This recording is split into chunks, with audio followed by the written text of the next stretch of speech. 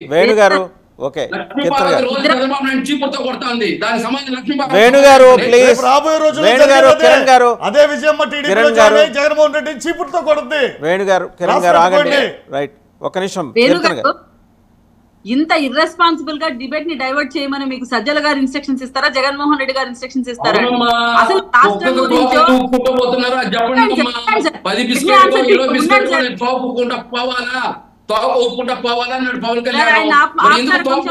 వేణు గారు మీరు ఒక్క నిమిషం ఆగండి, ఆవిడ మాట్లాడతారు. ఒక్క నిమిషం ఆగండి, ఒక్క నిమిషం ఆగండి, ఆవిడ మాట్లాడియండి, ఆవిడ మాట్లాడియండి. అన్న ఎలక్షన్ 50 రోజులు లేదు. మీరు ఇచ్చిన మద్యపాన నిషేధం 2024 ఎలక్షన్ కు పోయే లోపల ఇంప్లిమెంట్ చేస్తానన్నాడు. దీనివల్ల ఎంతో మంది ప్రాణాలు పోతున్నాయి. ఎరాడికేట్ చేయడానికి ఏం రిఫార్మ్స్ తీసుకొని వస్తున్నారో చెప్పలేదు. రాబో రోజులకు కూడా అప్పులు చేశారు. వీటి గురించి కదా నువ్వు డిస్కషన్ పెట్టాలి. యువతకు ఉద్యోగాలు కల్పిస్తానన్నారు, ఎవ్రీ ఇయర్ జాబ్ క్యాలెండర్ ఇస్తున్నారు. దీని గురించి కదా మీరు డిస్కషన్ పెట్టాలి. ఎందుకు అది మాట్లాడలేకపోతున్నారో నాకు అర్థం కావట్లేదు. ప్రత్యేక హోదా గురించి అన్నడంలో తప్పే ఉంది. కేంద్రం మెడలు తెస్తానని మీరు చెప్పారు, ఎందుకు తేలేకపోతున్నారు అంటే మీరు చేతులు గాలులు దొడుక్కుంటే అప్పుడు పవన్ కళ్యాణ్ గారు వెళ్ళి అడగాలి. ఎందుకంటే ఆయన ఒక సీట్ రాలేదు, అధికారంలో లేడు. ఉన్న వాళ్ళు మీరు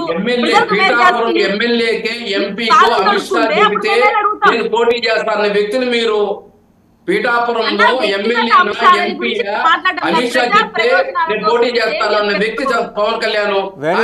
జగన్మోహన్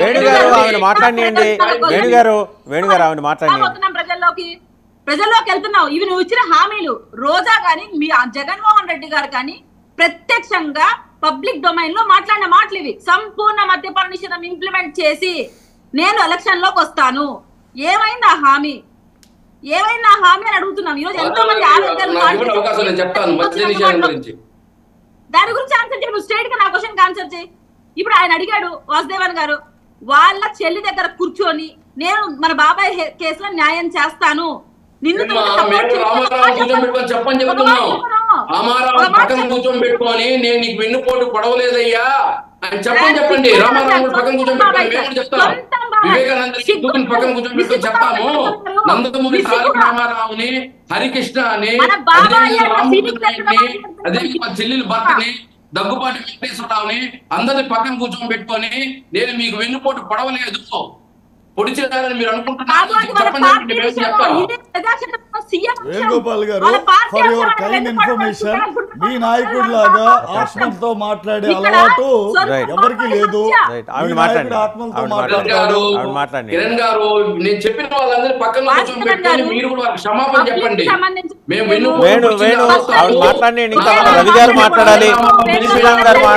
క్షమించండి. మేము చెప్తాం. చెప్పండి మీరు ఇచ్చిన హామీలు ఎందుకు ఇంప్లిమెంట్ చేయలేకపోయారు? దాని గురించి మీరు ఏం సందేశం ఇవ్వబోతున్నారు ప్రజలకి? ఎందుకు మళ్ళీ మళ్ళీ మోసం చేస్తున్నారు ప్రజల్ని? దీనికి ఆన్సర్ చేయండి. నమ్ముండి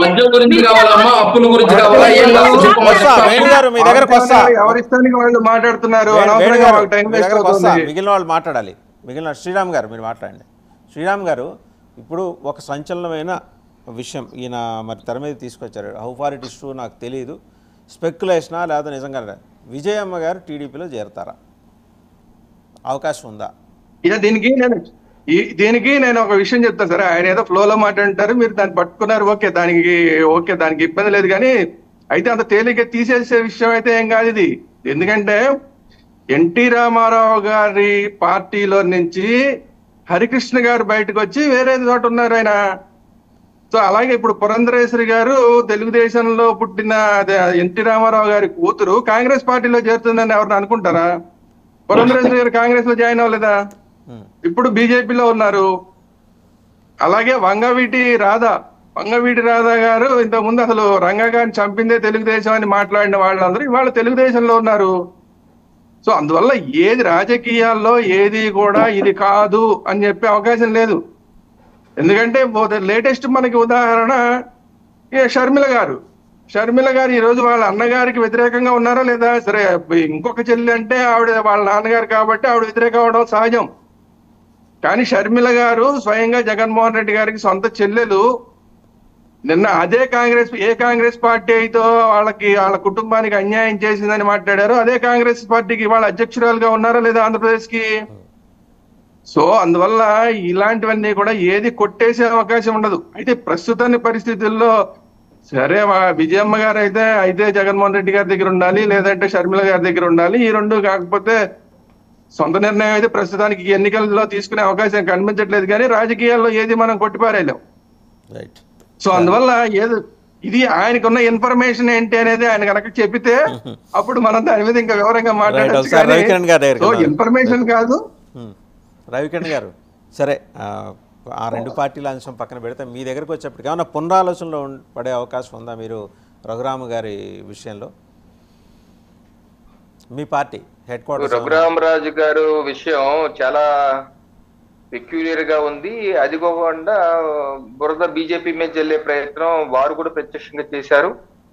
ఇప్పుడు రఘురామరాజు గారు వైసీపీ పార్టీలో ఉన్నారు మొన్నటి వరకు, ఆ పార్టీ ఎంపీ.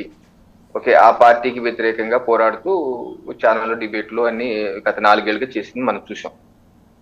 అయితే వారు అనేక వేదికల్లో మాట్లాడుతూ నేను 2024 ఎన్నికల్లో ఏ పార్టీ, అటు టీడీపీ, జనసేన, బీజేపీ ఎవరికి నరసాపురం ఇచ్చినా ఆ పార్టీ తరఫున వెళ్ళి పోటీ చేసేస్తాను అని వారు స్వయంగా చేసుకున్నటువంటి ప్రకటన.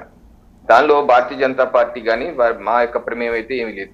సో నరసాపురం టికెట్ మేము తీసుకుంటా కారణం గత చరిత్ర కూడా మేము అక్కడ 2 సార్లు గెలిచిన నేపథ్యం ఉంది, తీసుకున్నాం. మా యొక్క పార్టీలో 3.5 దశాబ్దాలుగా పనిచేసిన వ్యక్తి శ్రీనివాస్ వర్మ గారికి మేము ఇవ్వడం జరిగింది, ఒక కార్యకర్తకు మేము గౌరవించుకుని ఇవ్వడం జరిగింది.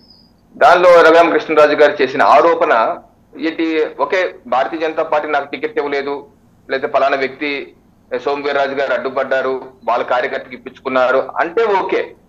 అలా కాకుండా ఆయన జగన్మోహన్ రెడ్డి గారు చెప్పి, సోమవీర్రాజు గారు చెప్పి ఆపించారు అంటే ఆ బురద ఏ రకంగా భారతీయ జనతా పార్టీ జగన్మోహన్ రెడ్డి టచ్ లో ఉన్నారు అన్నది చెప్పే విధంగా ఏంటి, వారు అనాల్సింది ఎవరిని, ఎవరికి 4 ఏళ్లుగా సహకరిస్తూ ఏ ఛానల్లో వాళ్ళు సహకరిస్తూ మాట్లాడి ఎవరితో ఫోన్ టచ్ లో ఉన్నారో అందరికీ తెలుసు. వాళ్ళని అనలేక ఆ మరుసటి రోజు మళ్ళీ అన్నారు, ఆ మరుసటి రోజు మళ్ళీ చంద్రబాబు నాయుడు గారు తిట్టిపోశారు, నాకే టికెట్ ఇవ్వడం నువ్వు పోలవరం ఏం కడతావయ్యా అని ఏకవచనంలో దిగిపోయి తిట్టిపోశారు. అంటే ఏంటి, ఆయన యొక్క విలక్షణమైన పర్సనాలిటీ చూడండి. సొంత పార్టీని 4 ఏళ్ళు తిట్టిపోశారు, ఇంకా రాని బీజేపీని తిట్టిపోశారు, ఇంకా ఏమి చేయని టీడీపీని తిట్టిపోశారు, రేపు జనసేన కూడా ఏమైపోతే జనసేన తిట్టిపోస్తారు. అంటే ఆయనకి గనక ఇవ్వకపోతే ప్రతి వాళ్ళని తిట్టిపోస్తాను అన్న నైజం ఎంతవరకు కరెక్ట్? అంటే మీరు ఆయనలో నెగటివ్ యాంగిల్ చూస్తున్నాను, నేను పాజిటివ్ యాంగిల్ చూస్తున్నాను. అందరి పట్ల సమభావంతో ఉన్నారు, ఆయన ఎవరిని ఉపేక్షించట్లా, అందరి పట్ల ఒకే రకమైన భావంతో ఉన్నారు, ఒకళ్ళని ఎక్కువ ఒకళ్ళు తక్కువ చోట్ల ఆయన. అయితే నా సూచన ఏంటంటే, మీకు అత్యంత ఫాలోయింగ్ ఉంది కాబట్టి, మంచి క్రేజ్ ఉందని ఆయనే చెప్పుకుంటున్నారు కాబట్టి, ఆయన ఛానల్లో చెప్తున్నారు నాకు చాలా క్రేజ్ ఉంది, చాలా ఫోన్లు వస్తాయని. ఇండిపెండెంట్ గా పోటీ చేయండి, రాష్ట్రంలో ఎక్కడన్నా సరే మీరు ఇండిపెండెంట్ గా పోటీ చేసి గెలిచి మీ సత్తా చూపించండి. ఎందుకంటే ప్రపంచవ్యాప్తంగా మీకు ఫ్యాన్స్ ఉన్నారు కాబట్టి, ప్రపంచంలో పోటీ చేయలేం కాబట్టి అట్లీస్ట్ ఆంధ్రప్రదేశ్ లోనే ఎక్కడన్నా మీకు నచ్చిన స్థానాల్లో పోటీ చేసి గెలిచి మీ సత్తా చూపించండి. గతంలో కూడా రకరకాల నియోజకవర్గాలు చాలా మంది స్వతంత్ర అభ్యర్థిగా పోటీ చేసి గెలిచి ఉన్నాయి కదా. వాళ్ళ నియోజకవర్గంలో కూడా నాకు తెలిసి ఉమ్మడి వెస్ట్ గోదావరి కూడా వాళ్ళ కుటుంబ సభ్యులు కూడా ఒకసారి ఇండిపెండెంట్ పోటీ చేసి గెలిచారు, నాకున్నటువంటి సమాచారం. సో అలాగే ఏ పార్టీ ఇండిపెండెంట్ గా పోటీ చేసి చక్క మీరు ఏ ఛానల్ బట్టి ఆ ఛానల్కి వెళ్ళి రేపు నుంచి మాట్లాడుకోవచ్చు కదా. సో నేనేంటంటే బట్టగాల్సి మీద పడేసే విధంగా, ఎదుటి పార్టీల్ని అవమానించే విధంగా, వారికి రంగట్టుగా అంటగట్టే విధంగా ఏదైతే వ్యాఖ్యలు చేస్తున్నారో అది పూర్తిగా ఆక్షేపణీయం. ఎప్పుడైతే వారు చంద్రబాబు నాయుడు గారిని తిట్టారో ఆ సంవత్సరం వాళ్ళ కవరేజ్ ఎలా పడిపోయిందో మీరు గమనిస్తే, ఇది ఎంత అంటే వైసీపీకి ఏమో బీజేపీకి అంటగట్టేస్తారు, ఇది అయిపోయేసరికి మళ్ళీ టీడీపీని తిట్టిపోస్తారు, ఇప్పుడు జనసేన తర్వాత తిట్టిపోస్తారు తర్వాత మళ్ళీ. సో మళ్ళీ ఇప్పుడు కొత్త వెర్షన్ ఏంటి, మళ్ళీ నాకు 2-3 రోజుల్లో మాత్రమే నాకు ఇచ్చే అవకాశం పునరాలోచించుకోవడం ఏంటి, మొత్తం అయిపోయినాక మీరు అన్ని తిట్టడం చేయటం అన్ని అయిపోయినాక మళ్ళీ వీళ్ళే ఆలోచించుకొని ఇస్తారట. అంటే చూడండి, మళ్ళీ ఇది అర్ధరహితం అనేది భావిస్తాను వాసుదేవన్ గారు. రైట్ అండి, థ్యాంక్ యూ రవికిరణ్ గారు, అలాగే శ్రీరామ్ గారు, కీర్తన్ గారు అండ్ కిరణ్ గారు, వేణుగోపాల్ గారు, అలాగే సరోజ్ గారు, అందరికీ ధన్యవాదాలు. సో చూసాం 2-3 సంచలన విషయాలు ఈరోజు బిగ్ డిబేట్లో. ఒకటి, విజయమ్మ గారు టీడీపీలో చేరే అవకాశం గురించి ప్రస్తావన చేశారు కిరణ్ గారు, రూల్ అవుట్ చేయలేమనేది శ్రీరామ్ గారి అబ్జర్వేషన్. అలాగే రఘురామ గారు అంతగా కావాలంటే ఇండిపెండెంట్గా పోటీ చేసి తన